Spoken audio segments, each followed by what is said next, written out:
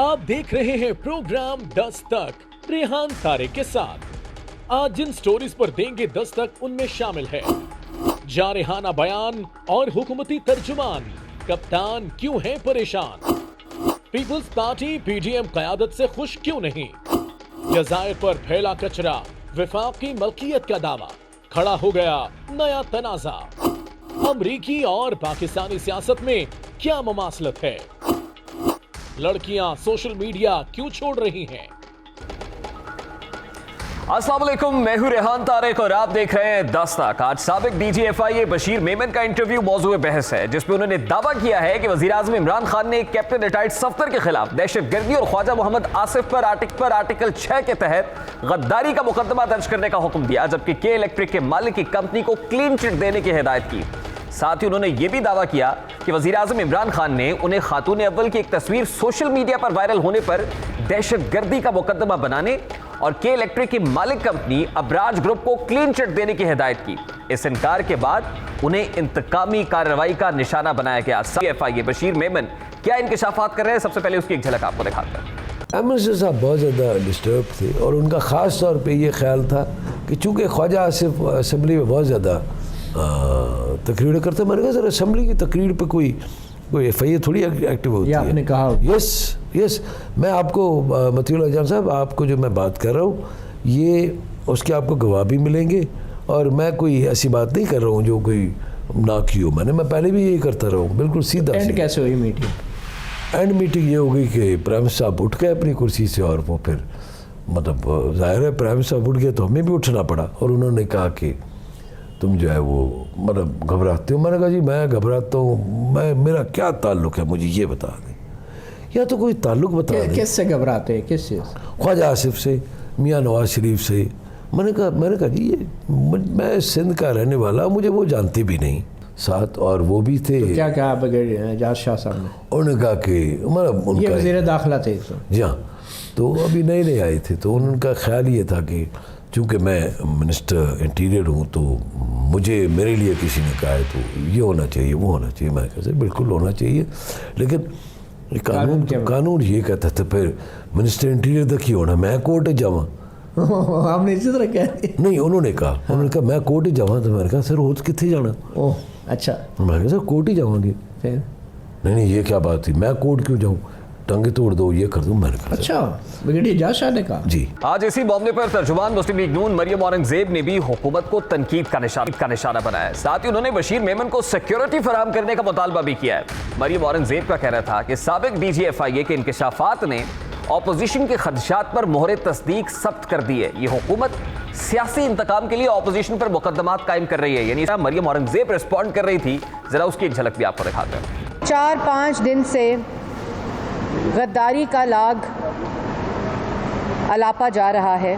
बशीर मेमन साहब का इंटरव्यू आया और उन्होंने इंकशाफ किया कि उनको वज़ीर आज़म ने अपने दफ्तर बुलाया और दफ्तर में बुलाकर उन्होंने कहा कि तुमने कोई केस नहीं बनाया, तुमने ये नहीं किया, तुमने शरीफ फैमिली के बारे में वो नहीं किया, ये नहीं किया। तो उन्होंने कहा कि शरीफ ख़ानदान के बारे में तुमने केस नहीं बनाया। सबसे पहले उन्होंने कहा कि नवाज़ शरीफ और मरियम नवाज़ और कैप्टन सफदर के खिलाफ टेररिज्म का केस बनाया जाए। साबिक डीजीएफआईए बशीर मेमन के दावों के जवाब में वजीर इत्तलात शिबली फराज का कहना था कि वक्त आने पर सब इल्म हो जाएगा कि वो ये दावे क्यों कर रहे हैं। इस पर वफाकी वजीर इत्तलात शिबली फराज क्या कह रहे थे से बशीर मेमन के इंटरव्यू के हवाले से जब उनसे सवाल किया गया, सहाफ़ी की जानिब से सवाल उठाया गया, तो किस तरह रिस्पॉन्ड किया, जरा वो भी देख लीजिए। एक साबिक डीजीएफआईए बशीर मेमन ने आज सीरियस किस्म के इल्जाम लगाए। प्राइम मिनिस्टर उसका सब जवाब कब जवाब देंगे? आप देंगे उसका जवाब, या अदालतों में जाके देंगे, या उनको कोई नोटिस भेजना है?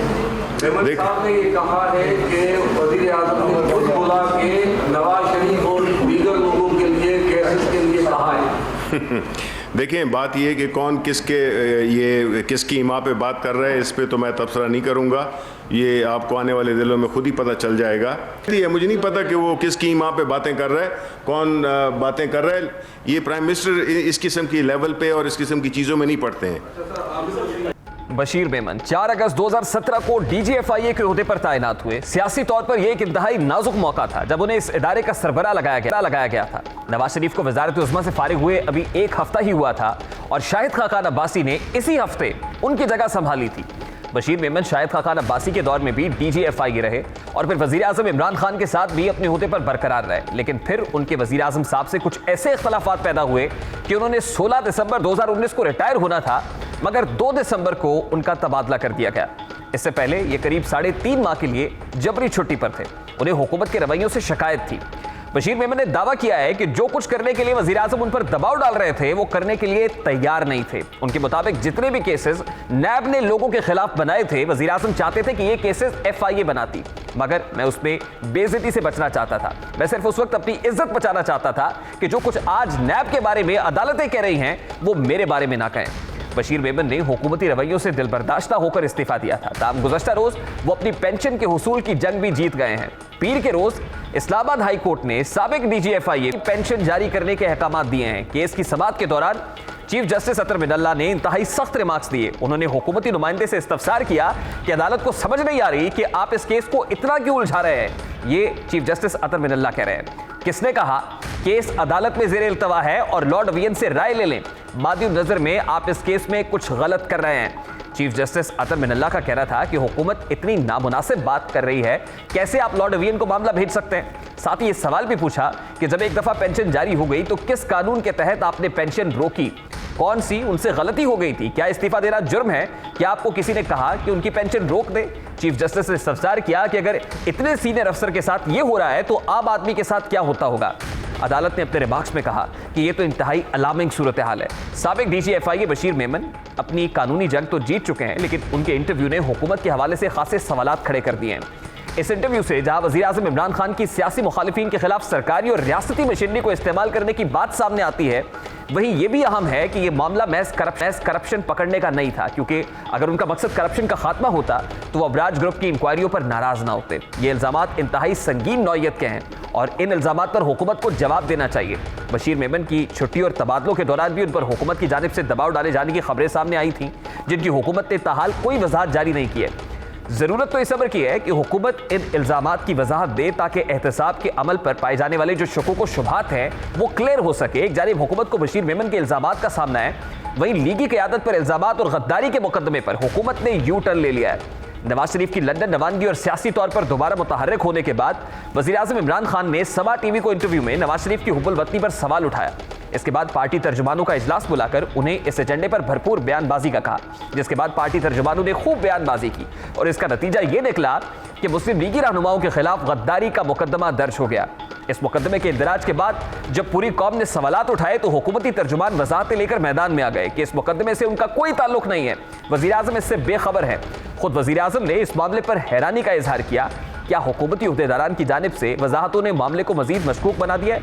वज़ीर इत्तलात शिबली फराज के मुताबिक FIR की कोई कानूनी हैसियत नहीं है। इस मौके बाकी वज़ीर इत्तलात क्या कह रहे थे वो आपको दिखाते हैं। आप मुझे ये बताएं, इस मुल्क में कितनी FIR होती हैं? ठीक है, बहुत होती हैं, और वो प्राइम मिनिस्टर इमरान खान की कहने पे होती हैं या प्राइम मिनिस्टर इमरान खान के नॉलेज में होती हैं, उनकी अप्रूवल से होती हैं? यार क्या बात है, ये तो FIR कोई इधर से उठ के आप भी कर सकते हैं, मेरे खिलाफ कर सकते हैं 10 इलाकों को, उसमें तो कोई वो नहीं है, वो तो किसी ने किया है। हो सकता है कि मैं इस हद तक कहूँगा कि हो सकता है कि कोई इनके अपनों नहीं की हो। देखें, ये इसमें इमरान खान को आप बिल्कुल नहीं लाएं, ना हुकूमत को लाएं। ये पंजाब हुकूमत मालूम करेगी कि ये किसने किया है, वो तफ्तीश करेगी, लेकिन इससे हमारा कोई लेना देना नहीं है। प्राइम मिनिस्टर इमरान खान ना इतने फारिग हैं और ना वो FIRों के पीछे चलते रहते हैं। किसी ने भी किया है, ये पता चल जाएगा किसने किया है, और इससे हुकूमत का कोई वो नहीं है, ना प्राइम मिनिस्टर जो है, तो इतनी FIRें होती हैं वो उनसे पूछ के थोड़ी होती हैं, ये कोई भी कर सकता है, तो इसलिए इसको आप हमारे खाते में नहीं डालें। क्या पार्टी तर्जुमान वज़ीर आज़म की मुश्किलात में इजाफे का बाइस बन रहे हैं? क्या हुकूमत किसी दबाव का शिकार है? इन तमाम तर सवालात का जवाब जानने की कोशिश करेंगे। इस वक्त पाकिस्तान तहरीक इंसाफ के रहनुमा सेनेटर फैसल जावेद हमारे साथ मौजूद है। बहुत बहुत शुक्रिया फैसल जावेद साहब आपके वक्त के लिए। जावेद साहब, आज बड़े सादा से सवालात हैं और सादा से सवालात की इब्तिदा एक नहायत ही सादा तरीन सवाल से करते हैं। आप ये बताइएगा कि साबिक वज़ीर आज़म नवाज शरीफ के खिलाफ जो गद्दारी का मुकदमा दर्ज किया गया, सबसे पहले तो ये बता दीजिए कि क्या ये मुकदमा दर्ज होना चाहिए था आपकी नज़र में? कौन सा मुकदमा? जो साबिक वज़ीर आज़म के खिलाफ शादरा थाना के अंदर दर्ज हुआ है सर। अब आप ये ना कहिएगा कि आपको उस मुकदमे के मतन का नहीं पता है, FIR की नज़र से नहीं गुजरी आपकी। नहीं, अभी पता चला, यकीन करें हमें बिल्कुल भी नहीं पता था, और ये अभी पता चला है, मीडिया पे चला और पता चला। अब देखना होगा मतन क्या है। अब बात ये है कि हमारी जो पार्टी है PTI, इसका बड़ा क्लियर एक मौक़िफ़ है, और आज से नहीं है, पहले से है, चेयरमैन पाकिस्तान तहरीक-ए-इंसाफ, कि वो किसी किस्म की भी सियासी जो इंतकाम है उस पर बिल्कुल यकीन नहीं रखते। अब आप ये देखें, खैबर पख्तूनख्वा में 5 साल हमारी हुकूमत थी, जहाँ पूरा हमने टाइम किया था, वहाँ पर हमें एक FIR नहीं कटवाई किसी के सियासी उसके खिलाफ। तो ये तो PTI का एक बिल्कुल एक वो है। बाकी अब किसी ने कर दिया तो उसने अपनी पर्सनल कैपेसिटी में किया है, जिसका हमारी हुकूमत या हमारी PTI की फैसले से कोई उसका ताल्लुक नहीं है। अच्छा फैसल जावेद साहब, ये बड़ी अचंभे की बात है कि वो पर्सनल कैपेसिटी में कैसे FIR का इंदराज करा सकता है, क्योंकि हाई कोर्ट्स के इस हवाले से जजमेंट्स मौजूद है, और फिर ताज़ीरात पाकिस्तान की दफ़ा 124 के तहत सिर्फ वफाक या फिर सूबाई हुकूमत ही मुद्दई बन सकती है, पर्टिकुलरली इस केस के अंदर जब गद्दारी का मुकदमा होता है। तो पर्सनल कैपेसिटी के अंदर एक बदर रशीद नामी शख्स उठता है, थाना शादरा के अंदर FIR लॉन्च करा देता है। This is something very alarming और अजीब सा लग रहा है मुझे तो सर। हाँ नहीं, आप का सवाल जो है ना बिल्कुल ठीक है। अच्छा, ये मैं आप प्रेस रिलीज जो है आई है, इसके मुताबिक तर्जुमान कैपिटल सिटी पुलिस की गुज़श्ता रात थाना शादरा में शरंगेज़ तकरीर के हवाले से दर्ज होने वाला मुकदमा नंबर जो भी रियासत या किसी रियासती इदारे की जानिब से दर्ज नहीं किया गया, बल्कि ये मुकदमा एक प्राइवेट शहरी बदर राशिद के दरख्वास्त पर दर्ज किया गया है। या अफराद के खिलाफ ये देखिए, तर्जुमान लाहौर पुलिस ने तो प्रेस रिलीज जारी कर दी, वो प्रेस रिलीज सबने देख ली है। ये वही मैं देख रहा हूँ आप के साथ इधर ही देख रहे हैं। कहेंगे सर लाहौर पुलिस से कि ये जो मुकदमा दर्ज हुआ है सर, जैसा कि 3 हाई कोर्ट्स की जजमेंट्स इसके ऊपर मौजूद हैं, और पाकिस्तान पीनल कोड की जो 124 जो है वो सेक्शन, उसके मुताबिक वफाकी या सूबाई हुकूमत जो है इस हवाले से दरखास्त कर सकती है। गद्दारी का मुकदमा पर्सनल कैपेसिटी के अंदर नहीं हो सकता है। क्या आप लाहौर पुलिस से दरखास्त करेंगे कि फिर it should stand null and void then? नहीं, ये कह रहे हैं कि ये गद्दारी का मुकदमा ही नहीं है ना, ये तो कह रहे हैं मुकदमा गद्दारी का दर्ज ही नहीं हुआ। ये मैं अभी पता चला है मुझे, ये प्रेस रिलीज यही तो कह रही है। तो अगर गद्दारी का मुकदमा दर्ज ही नहीं हुआ तो मुकदमा कुछ और दर्ज हुआ है, तो फिर वो बता रही है पुलिस। चलिए फैसल भाई, मेरा बड़ा सादा सा सवाल है आपसे कि नवाज शरीफ जो इस वक्त लंदन में बैठे हुए हैं, साबिक वजीर आजम है, 3 बार के वजीर आजम है, क्या साबिक वजीर आजम नवाज शरीफ गद्दार है? देखिए, किसी को कोई भी इस तरह गद्दारी का लक़ब जो है नहीं दे सकता। अब चाहे वो नवाज शरीफ हों, चाहे वो कोई भी सियासतदान हो पाकिस्तान का, लेकिन ये रवायत जो डाली ये ख़ुद नवाज लीग ने डाली, और इन्होंने इमरान खान साहब को, जितने इमरान खान के बाकी ओपोनेंट्स भी थे, उन्होंने इमरान खान साहब को क्या नहीं कहा।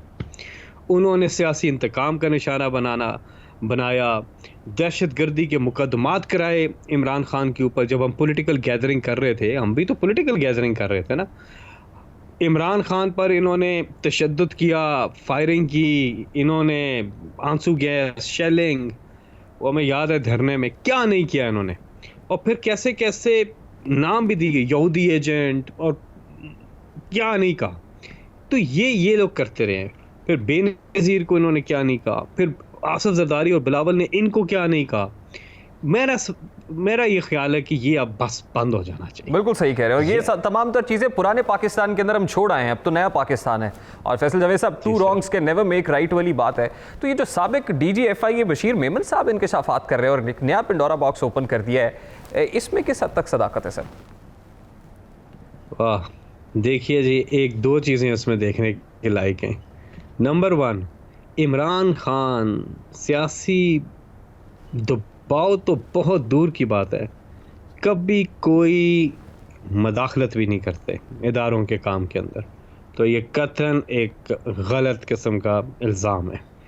दूसरा, ये भी सुनने में आया है कि उन्होंने ये बात की है, तो उसकी टाइमिंग आप देखें, पहले भी कर सकते थे। अभी ये जो सारा कुछ हो रहा है APC और वो लोग रोज़ प्रेस कॉन्फ्रेंस कर रहे हैं और तैयारियां कर रहे हैं जलसों की, और जो भी एक तहरीक चलाने की कोशिश कर रहे हैं हुकूमत के ख़िलाफ़, तो अभी ये चीज़ क्यों आई है? टाइमिंग, अगर ये चीज़ थी तो उस वक्त बता देते। अभी इन दिनों में आना तो ज़ाहिर है फिर शकूक व शुबात तो जन्म लेते हैं। आप ये कह रहे हैं कि उनसे करवाया गया है और किसी के इमाम पर कह रहे हैं जो कुछ कह रहे हैं। देखिए, एक एनालिसिस है, आप भी एनालिसिस दे सकते हैं, यस कोई भी दे सकता है कि यही लग रहा है भाई, एक इमरान खान कभी भी किसी किस्म की मदाखलत नहीं करते, दबाव तो दूर की बात है, और दूसरी ये टाइमिंग आप देख लें। देखिए, इस पे वक्त के वज़ीर आज़म के ख़िलाफ़ जो वो संगीन इल्ज़ामात लगा रहे हैं कि उन्होंने कहा कि दहशतगर्दी और फिर गद्दारी और फिर ये सब चीज़ें, तो आपको नहीं लगता कि फिर कानूनी चाराजोई करनी चाहिए उसके ख़िलाफ़ जो इल्ज़ामात लगा रहा है? बिल्कुल। तो इस हवाले से भी कोई मुशावरत जारी है? ऑब्वियसली देखिए, ये कहना तो बड़ा आसान है कि फलां ने जो है वो मिलिट्री अटैची से मुलाकात की है, फलां इससे मुलाकात कर रहा है, फलां ये कर रहा है, लेकिन इसको लीगल कवर भी देना चाहिए और मामले को मंतकी अंजाम तक भी पहुंचाना चाहिए। फैसल जावेद साहब क्या कहेंगे?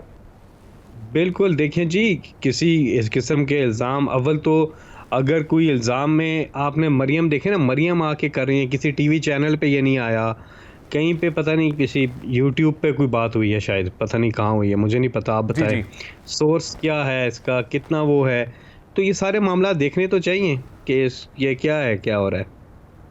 बिल्कुल सही। तो आप ये कह रहे हैं कि फिर पाकिस्तान तहरीक इंसाफ यकीनन हक तो रखती है, तो अदालत जाएंगे?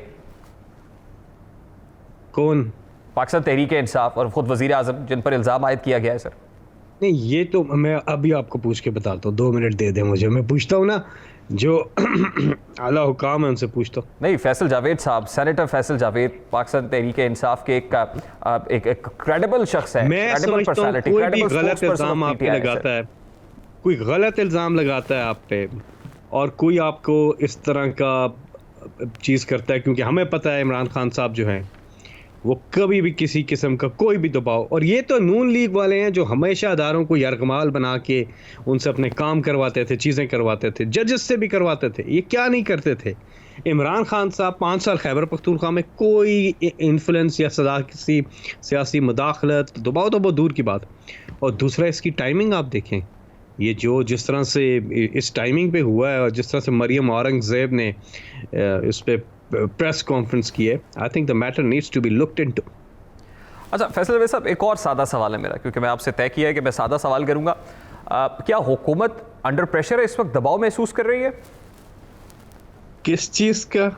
PDM का, या साबिक वज़ीर आज़म नवाज शरीफ की तकारीर का, मरियम साहिबा की पॉलिटिकल एक्टिविटी का, या ओवरऑल अपोजिशन पार्टीज़ जो इकट्ठी हो रही हैं?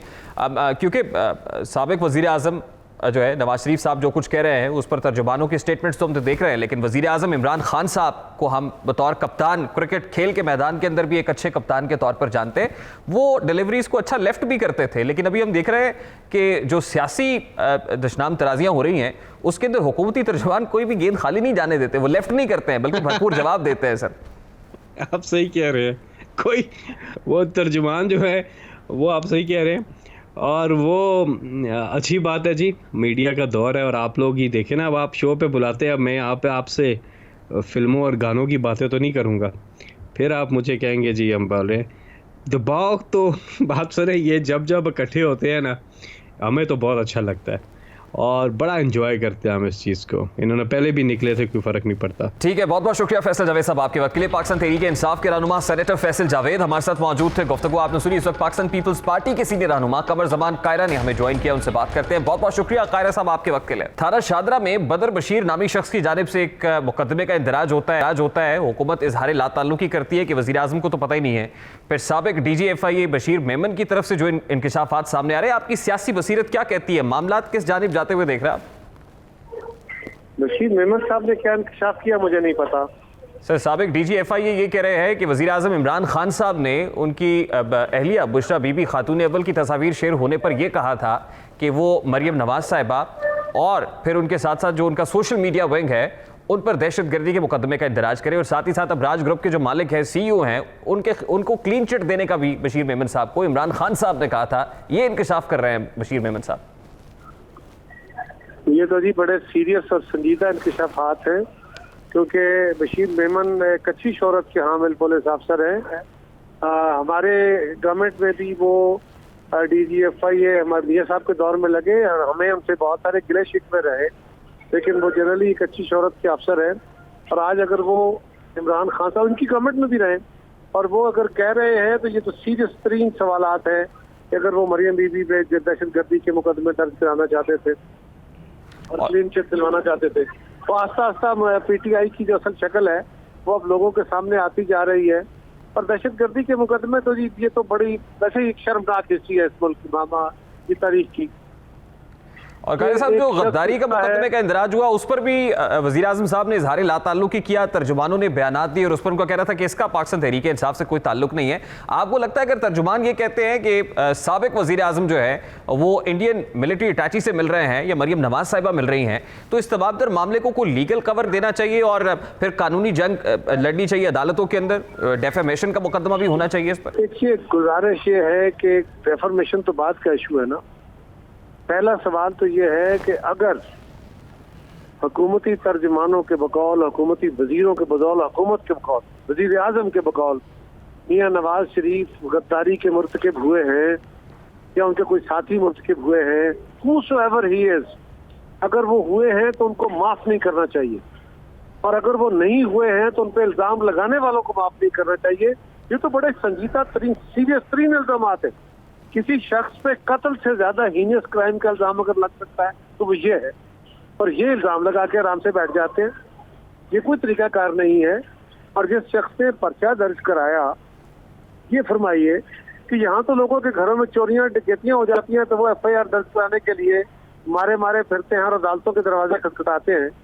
यहाँ पे 2 साबिक वज़ीर आज़म के, एक सिटिंग वजीर आजम के, ऐसे शर्म बात है, एक सिटिंग वजीर आजम, कोई 3-4 जो हैं वो साबिक जर्नल, लेफ्टिनेंट जनरल, कोई उसमें 10 साबका वफाकी वजीर, कोई सिटिंग 10-15 MNA, उनके खिलाफ दहशत गर्दी का नहीं, मुल्क दुश्मनी और गद्दारी का पर्चा दर्ज होने लगा है। फिर किसी नए इमरानी मुआहदे की मुतकाजी भी है कि तमाम स्टेक होल्डर्स को एक मेज पर बैठना चाहिए और मिलकर मामलात को रिविजिट भी करना चाहिए और आइंदा के लिए तय भी कर लेना चाहिए। देखिए जी, अपोजिशन को कोई शौक नहीं है तरीके चलाने का, ये कोई आसान काम नहीं है। अपने कारकुनों को, अपने आप को अपने मुश्किल में डालना है। यकीनन मुल्क के लिए दूसरे मसाइल बनते हैं। अगर कोई ये बात करने को तैयार हो तो इस मुल्क का वजीर आजम तो पार्लियामान के अंदर लेजिस्लेशन के लिए अपोजिशन के साथ बैठने को तैयार नहीं है, तो फिर अपोजिशन क्या करे? अब किससे मुकालमा होगा? क्या इदारों से मुकालमे करेंगे?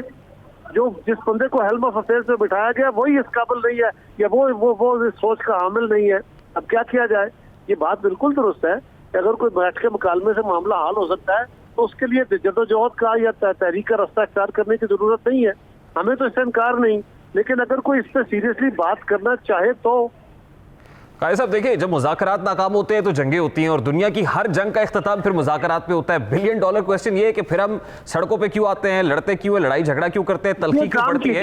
एक काम कीजिए, आप सारे मीडिया वाले मिलकर वजीर आजम साहब को ये बात समझाइए, मुझे तो पता है इस बात। ठीक है, बहुत बहुत शुक्रिया कायरा साहब आपका। पाकिस्तान पीपल्स पार्टी के रहनुमा कमर जमान कायरा हमारे साथ मौजूद थे। गुफ्तगू आपने सुनी। यहाँ एक ब्रेक लेंगे और ब्रेक के बाद जब वापस आएंगे तो फिर बात करेंगे कि ऑपोजिशन के धरने से पहले इस वक्त विफाकी सेक्रेटेरिएट के मुलाजमीन विफाकी दारुल हुकूमत में क्यों धरना दिए बैठे हैं, उनके क्या मुतालबात है, इस मामले को उठाएंगे और साथ ही साथ ये भी बात करेंगे कि जज़ायर ऑर्डिनेंस विफाक के लिए खतरा क्यों है। इस ब्रेक के बाद हमारे साथ रहिए।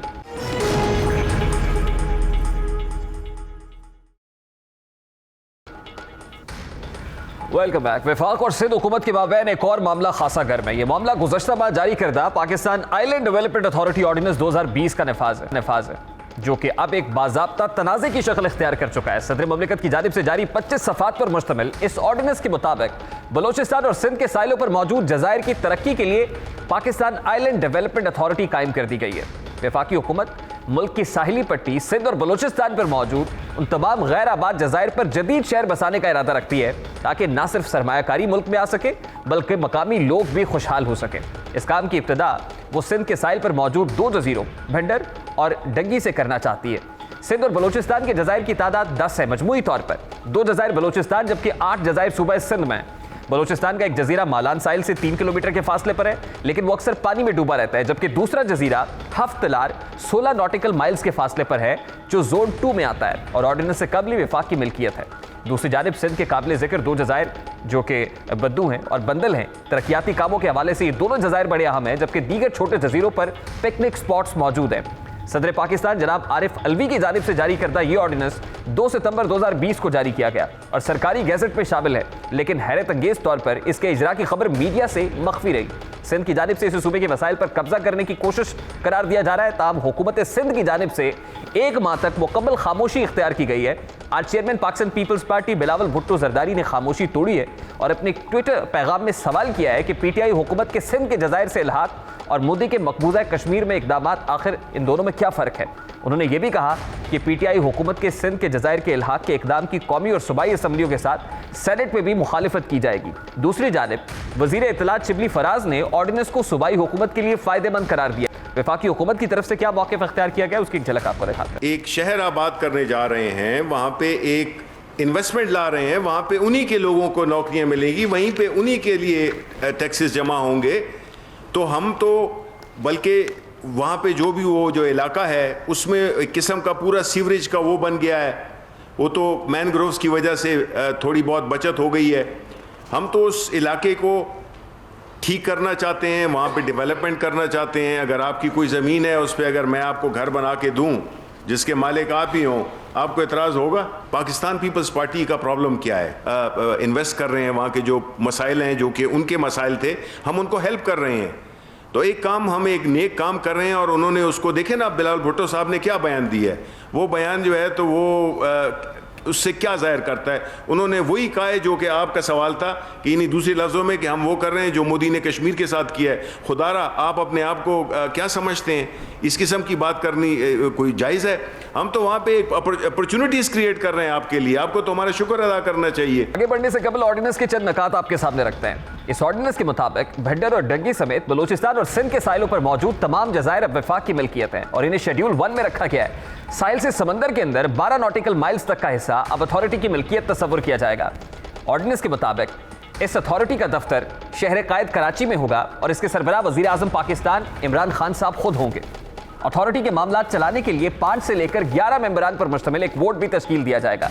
इस बोर्ड का सरबराह चेयरमैन होगा जिसे 5 सालों के लिए मुंतखब किया जाएगा।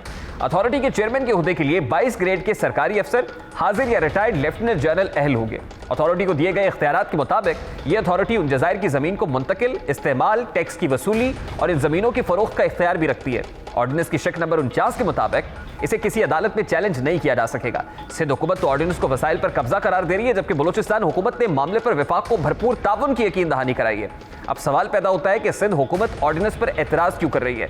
वफाक सूबे की बेहतरी के लिए काम कर रहा है तो फिर सूबा इसकी राह में रुकावट क्यों है? ये बड़ा सादा सा सवाल है। सवाल तो ये भी है कि मुल्क की बेहतरी के लिए उठाए जाने वाले हर कदम पर सियासत क्यों की जाती है? इन तमाम तर सवालात का जवाब जानने की कोशिश करेंगे। इस वक्त तर्जुमान सिंध हुकूमत मुर्ज़ा वहाब हमारे साथ मौजूद हैं। बहुत बहुत शुक्रिया मुर्ज़ा वहाब साहब आपके वक्त के लिए। मुर्ज़ा वहाब साहब, इस वक्त वफाकी हुकूमत की तरफ से जारी किया गया है सदारती ऑर्डिनेंस आया है जज़ायर की तहवील में लेने के हवाले से, उसमें आर्टिकल 172 सब क्लॉज 2 का हवाला दिया जा रहा है। कैसे देखते हैं इस मामले को? देखिए, सिंध हुकूमत का जो मौक़िफ़ है वो आइन के मुताबिक है, कानून के मुताबिक है और उसी मौक़िफ़ को आज काबीना ने रीइटरेट किया है कि आइन के आर्टिकल 172 के तहत जो जज़ायर हैं वो रिस्पेक्टिव प्रोविंशियल गवर्नमेंट की प्रॉपर्टी होते हैं और इस ऑर्डिनेंस के ज़रिए उन्होंने सूबा सिंध के 2 आइलैंड्स को हासिल करने की कोशिश की है, इलीगली यूजर्व करने की कोशिश की है। आइन इस बात की इजाज़त नहीं देता। It is the property, exclusive property of the provincial government और जब तक हम उस ज़मीन को, उस आइलैंड को अलॉट नहीं करते, सूबा उनको अलॉट नहीं करता, वो ज़मीन उनकी मिल्कियत नहीं हो सकती। बट अनफॉर्चुनेटली उन्होंने आइन को अपने हिसाब से पढ़ने की कोशिश की, आइन को पामाल करने की कोशिश की। अच्छा मुर्ज़ा साहब, आर्टिकल 172 सब क्लॉज 3 ये कहती है कि वफाकी हुकूमत कंसल्टेशन कर सकती है सूबाई हुकूमत से, लेकिन आपको लगता है कि अगर वो कंसल्टेशन में नहीं है तो ये कोई बाइंडिंग नहीं है उनके लिए? वो खुद इख्तियार उनके पास है कि वफाकी हुकूमत ऐसा कर सकती है? ऐसी कोई चीज़ आर्टिकल 172 में नहीं लिखी हुई, या आप गलत पढ़ रहे हैं आर्टिकल 172 को। मैं आपसे रिक्वेस्ट करूंगा कि अपने टीवी स्क्रीन पर अगर आर्टिकल 172 आप चला दीजिए तो बड़ा क्लियर कट उसके अंदर लिखा हुआ है, कोई कंसल्टेशन की बात ही नहीं है। वो तो कहता है जितनी भी ज़मीन है वो प्रॉपर्टी होगी प्रोविंशियल गवर्नमेंट की। और इसी तरह जो 3 है वो ये कहती है कि वफाक और सूबों के दरमियान कोई मुआहिदा मौजूद अगर हो और अगर ना हो तो फिर दोनों उसको शेयर कर सकते हैं। ये भी ठीक है। वो ऑयल और गैस के हवाले से है। जमीन के हवाले से देखें दो इम्पोर्टेंट चीजें हैं। 172 सब आर्टिकल 1 ये कहता है कि जिस जमीन का कोई मालिक नहीं है वो सूबे की मिल्कियत है। 172 सब आर्टिकल 2 ये कहता है कि beyond territorial waters of Pakistan federal government की है और नेचुरली बियॉन्ड जो नहीं है आपका एरिया वो जो है सूबों की रिस्पेक्टिव सूबों की मिल्कियत है। ठीक है, बहुत बहुत शुक्रिया मुर्जा वहाब साहब आपके वक्त के लिए। तर्जुमान सिंध हुकूमत मुर्जा वहाब हमारे साथ मौजूद थे। गुफ्तगू आपने सुनी। एक ब्रेक लेंगे जिसके बाद बात करेंगे कि सरकारी मुलाजमीन वफाकी दारुल हुकूमत में धरना क्यों दिए हुए हैं। इस पर बात होगी इस ब्रेक के बाद। हमारे साथ रहिएगा।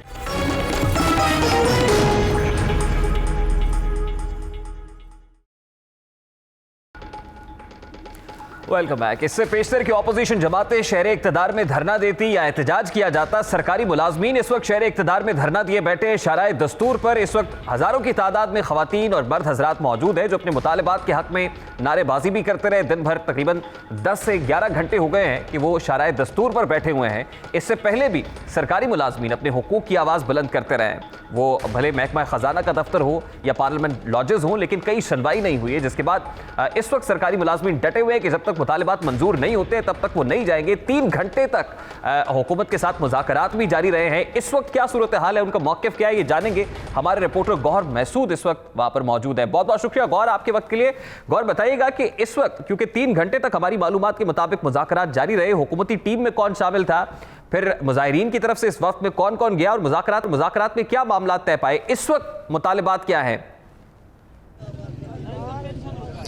जी बिल्कुल, यहाँ पर जो मुज़ाकरात चलते रहे वो हुकूमत की जानिब से वफाकी वज़ीर अली मोहम्मद ख़ान और डिप्टी स्पीकर कासिम सूरी हुकूमत की तरफ से मुज़ाकरात में हिस्सा ले रहे थे, जबकि जो एम्प्लॉइज़ हैं उनकी तरफ से 30 मेंबरान पर मुश्तमिल एक कमेटी बनाई गई थी जो मुज़ाकरात कर रहे थे। मुज़ाकरात के दौरान इस बात पर चूँकि जो फेडरल एम्प्लॉइज़ हैं उनका ये कहना है कि इन शराइत पर फैसला नहीं हुआ था, इत्तिफाक नहीं हुआ था कि एक कमेटी बनाई जाएगी। वो कमेटी इन एम्प्लॉइज़ की जो इनकी मसाइल हैं, जो इनके इश्यूज हैं, उन पर बात करेगी। यानी आप ये कह रहे हैं कि डिप्टी स्पीकर कासिम सूरी यहाँ पर आए, अली मोहम्मद खान यहाँ पर मौजूद थे। जो खैबर पख्तूनख्वा के जो धरना मुजाहिरीन थे वो तो यहाँ से डिस्पर्स हो गए हैं, लेकिन ये धरना बुनियादी तौर पर अब 2 धड़ों के अंदर मुनकसिम हो गया है। तो इस वक्त जो दूसरे धड़े के लोग हैं जो धरना दिए बैठे हैं, जरा उनसे बात कीजिए कि वो क्या राय रखते हैं और वो इस वक्त जो है इत्मीनान महसूस क्यों नहीं कर रहे हैं। गौर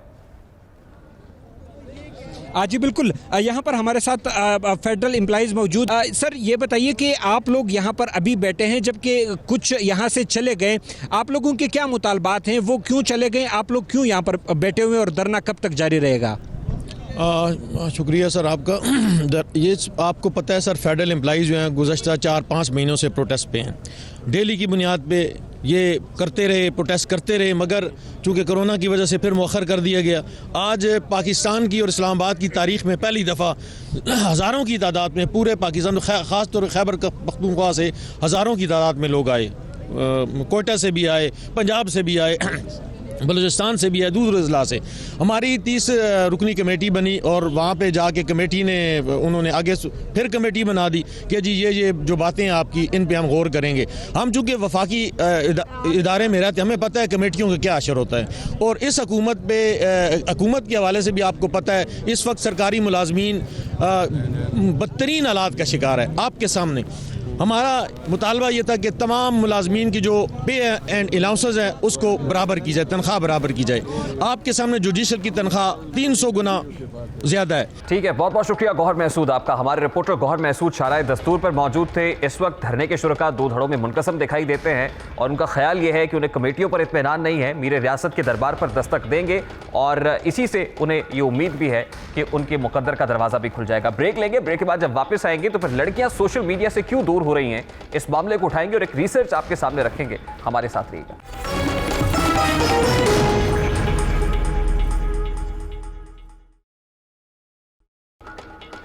वेलकम बैक। सोशल मीडिया पर खवातीन की हरासानी से मुताल्लिक एक सर्वे सामने आया है। प्लान इंटरनेशनल के इस सर्वे के मुताबिक, जिसपे 22 ममालिक से ताल्लुक रखने वाली 15 से 22 साल 14,000 लड़कियों ने हिस्सा लिया, ये सर्वे कहता है कि कि निस्फ से जायद कम उम्र और नौ उम्र लड़कियों को इंटरनेट पर या तो हिरासा किया जा चुका है या उनके साथ बदसलूकी की गई है। इस हवाले से अब तक की जाने वाली सबसे बड़ी तहकीक है जो सामने आई है, और इस तहकीक के मुताबिक 5 में से 1 लड़की ऑनलाइन बदसलूकी के बाद अपनी या अपनी दोस्त की जिस्मानी हिफाजत के हवाले से परेशानी का शिकार हुई है। फेसबुक वो प्लेटफॉर्म है जहां ये हमले सबसे ज्यादा होते हैं। 39% खवातीन के मुताबिक उन्हें फेसबुक पर हरासानी का सामना करना पड़ा, लेकिन इंस्टाग्राम, व्हाट्सएप, ट्विटर, स्नैपचैट और टिकटॉक सब पर ही बदसलूकी के वाकयात पेश आए हैं। ऐसे वाकयात का निशाना बनने वाली 2/3 खवातीन का कहना था कि वो बदजुबानी और बदसलूकी का निशाना बन चुकी हैं, जबकि 40% के मुताबिक उन्हें जानबूझकर शर्मिंदगी का एहसास दिलाया गया। 39% खवातीन का कहना था कि उन्हें जिनसी तशद्दुद की धमकियां दी गई, जबकि इतनी ही तादाद की खवातीन उनको जिस्मानी साख्त की बुनियाद पर मजाक या फिर तज़हीक का निशाना बनाया गया। यकीनन ये काफ़ी हद तक खतरनाक सूरत हाल है। सूरत सब्र की है कि ऑनलाइन हरासगी के हवाले से मौसर कानून साजी की जाए और दुनिया को इस बड़े खतरे से बचाया जा सके, ताकि कुर्रायर्स पर बसने वाली हर औरत खुद को महफूज तसव्वुर कर सके। ये तो था आज का दस्तक। आपसे मुलाकात होगी इंशाअल्लाह कल। अपना रखिएगा ख्याल। अल्लाह हाफ़िज़।